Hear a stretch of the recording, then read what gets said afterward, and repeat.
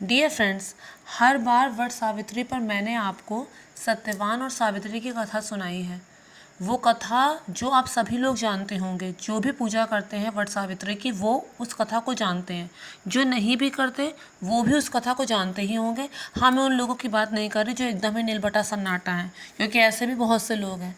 तो फ्रेंड्स, मैं अपने उसी वीडियो का रिपीट टेलीकास्ट तो नहीं करूँगी, बल्कि इस बार बरगद की पूजा के होने के पीछे जो साइंटिफिक इसका रीज़न है उसके बारे में हम लोग बात करेंगे। तो इसलिए इस वीडियो को बिल्कुल स्किप मत कीजिएगा। आगे आने वाले 6 मिनट आपके लिए बहुत ज़्यादा ज़रूरी हैं। फ्रेंड्स, आज के टाइम में हर चीज़ में लॉजिक ढूंढा जाता है। तर्क की बजाय कुतर्क को भी अधिक महत्व दिया जाता है। हाँ फ्रेंड्स, बहुत सारे लोग ऐसे मिल जाएंगे जो इस बारे में कहेंगे कि सूरज पूरब से उगता है तो पूरब से ही क्यों उगता है। तो इस तरह के कुतर्क करने वाले लोग भी बहुत से मिल जाएंगे। तो जहाँ आज के टाइम पे लॉजिक को महत्व दिया जाता है, तो क्यों क्यों बड़ अमावस की पूजा की जाती है, तो इसके पीछे क्या रीज़न है।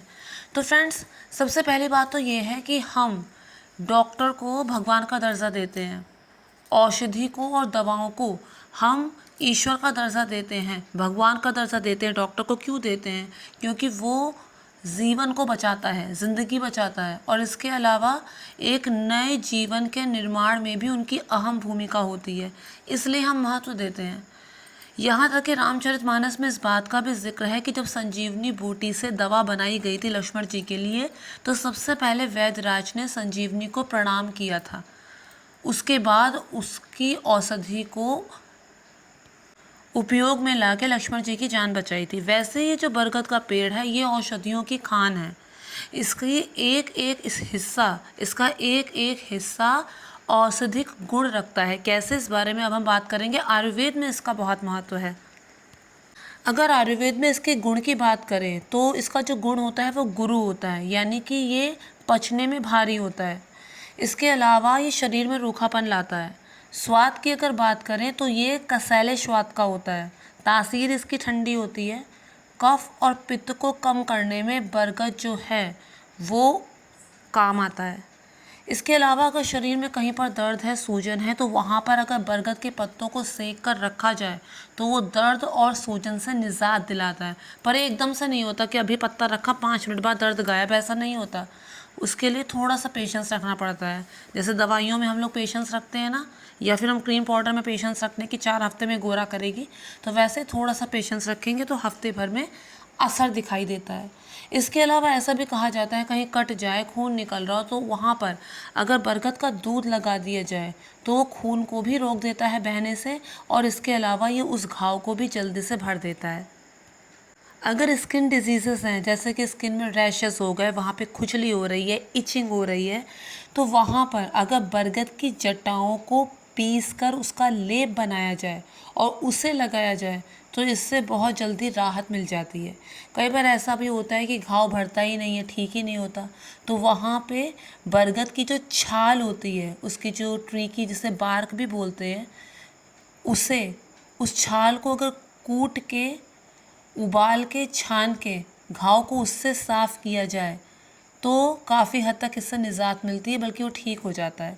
इसके अलावा कई बार जो लोग पानी में बहुत ज़्यादा रहते हैं उनकी उंगलियों के बीच में, पैरों की उंगलियों के बीच में फंगल इन्फेक्शन हो जाता है, तो ऐसे में वही बरगद की जो छाल है उसे कूट के, उबाल के, छान के जो काढ़ा है बनाया जाए, उससे अगर धोया जाए उस इन्फेक्शन वाली जगह को, तो बहुत जल्दी वो ठीक हो जाता है।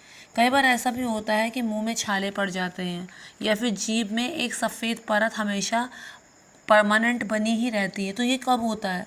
ये तब होता है कि जब हमारे वात पित्त कफ में कुछ बिगड़ापन है, यानी वात पित्त कफ हमारा ठीक नहीं है। सारी जो बीमारियां होती हैं वो इसी पर होती हैं। आयुर्वेद तो यही कहता है कि वात पित्त कफ में अगर कमी है तो ही बीमारियां होती हैं। तो जैसा कि मैंने बताया कि अगर जीभ के ऊपर सफ़ेद परत है या फिर मुंह में छाले हैं, तो बरगद के पत्तों को उबालकर अगर उससे कुल्ला किया जाए तो वो छाले भी कम करता है, और जीभ के ऊपर जो परमानेंट सफ़ेद परत बनी रहती है उससे भी निजात दिलाता है। ये जो बरगद का पेड़ होता है ये वात पित्त कफ के लिए सबसे अच्छी औषधि है, क्योंकि ये उसको कम करने का काम करता है।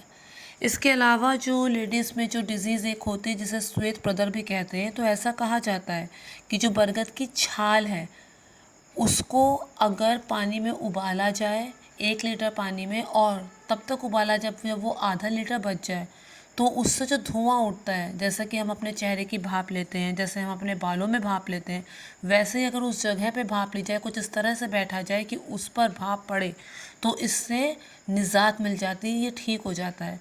इसके अलावा जो उन दिनों में बहुत ज़्यादा खून अगर निकलता है, तो बरगद का जो छाल है उससे जो काढ़ा सा बनाया जाता है, उससे जो धुआं निकलता है वो उसके लिए भी बहुत ज़्यादा लाभकारी होता है।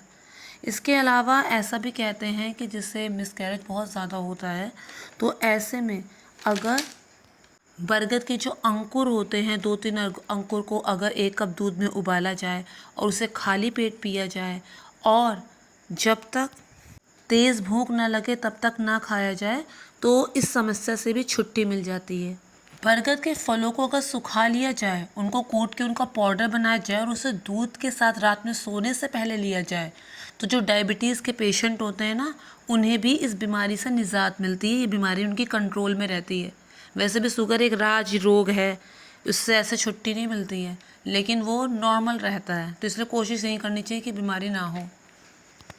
हाई ब्लड प्रेशर में भी ऐसा ही किया जाता है। इसके फलों का जो पाउडर होता है अगर उसे दूध के साथ उसका सेवन किया जाए, तो जो हाई ब्लड प्रेशर है उससे भी निजात मिलती है।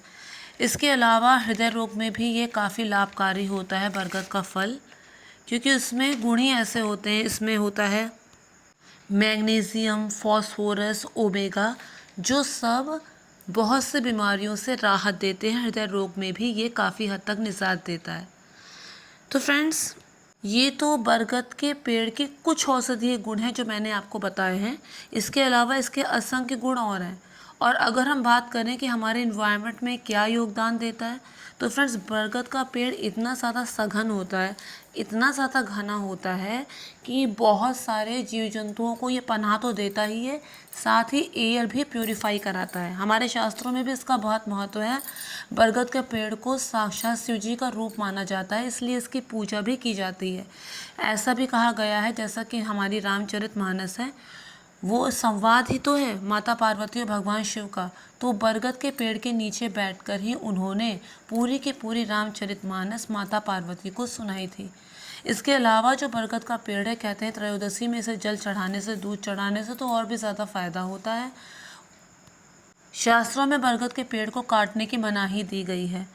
इसे लगाना तो बहुत शुभ होता है, लेकिन इसे घर से दूर लगाया जाता है, क्योंकि ये घर जब ये विशालकारी हो जाता है तो इसकी जो जड़ें होती हैं वो नीचे से इतनी ज़्यादा फैलती हैं कि घर को नुकसान भी पहुंचा सकती हैं। इसलिए इसे कम आबादी वाले क्षेत्र में इसको लगाया जाता है।